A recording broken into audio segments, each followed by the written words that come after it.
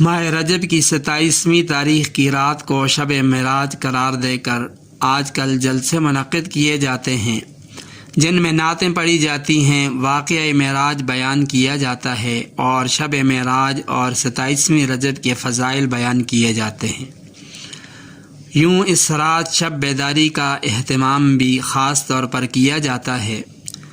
یاد رکھیں 27ویں رجب کو شب معراج قرار دے کر اس رات جلسے اور محفلیں منعقد کرنا ہرگز درست نہیں، اس لیے اس غیر شرعی کام سے اجتناب کرنا چاہیے۔ اس کے درست نہ ہونے کی کئی وجوہات ہیں۔ پہلی وجہ یہ ہے کہ معراج کا یہ واقعہ کس مہینے اور کس تاریخ کو پیش آیا، اس سے متعلق یقینی طور پر کچھ کہنا بہت ہی مشکل ہے۔ عام طور پر لوگوں میں مشہور تو یہی ہے کہ 27 رجب کی رات کو یہ واقعہ پیش آیا، لیکن واضح رہے کہ قرآن و سنت سے حضرات صحابہ اکرام سے اس حوالے سے کوئی واضح اور معتبر بات ثابت نہیں۔ حتیٰ کہ اس رات کے متعلق حضرات صحابہ اکرام، تابعین عظام اور اکابر امت کی بہت سی آراء ہیں۔ یہی وجہ ہے کہ اس شدید اختلاف کے پیش نظر حضرات محققین کے نزدیک 27ویں رجب کو شب معراج قرار دینا درست نہیں۔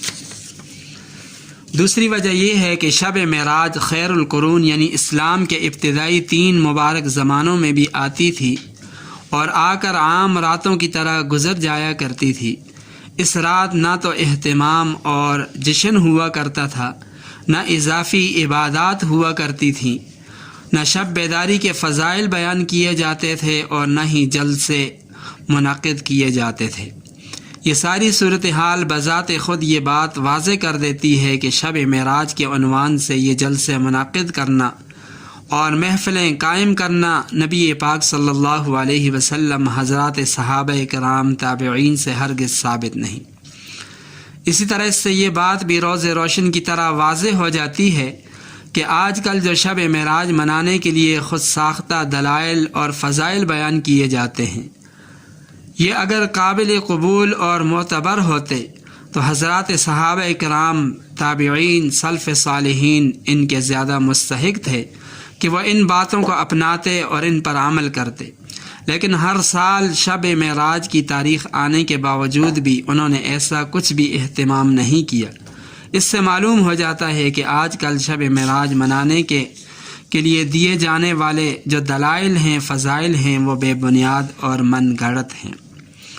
تیسری بات یہ ہے کہ شب معراج کے نام پر کیے جانے والے جلسوں میں، محفلوں میں مذکورہ باتوں کے علاوہ مزید کئی خرابیاں ہیں۔ مثلا اس رات مساجد اور گلیوں کو سجایا جاتا ہے، جن کا غلط اور خلاف شرع ہونا بالکل واضح ہے۔ پھر رات بھر عمومی اسپیکر کے ذریعے محلے والوں کی نیند کو راحت آرام میں خلل ڈالا جاتا ہے، یہ بھی سراسر ناجائز ہے۔ پھر اس موقع پر معراج سے متعلق بے بنیاد اور من گھڑت فضائل، واقعات بیان کیے جاتے ہیں، جن کی جتنی بھی مذمت بیان کی جائے وہ کم ہے۔ لہٰذا 27 رجب کی شب کو یقینی طور پر شب معراج کہنے اور اس میں جلسے محفلیں منعقد کرنے سے اور اس رات میں عبادات کا خصوصی اہتمام کرنے سے، اس کو باعث اجر و ثواب سمجھنے سے بالکل اجتناب کرنا چاہیے۔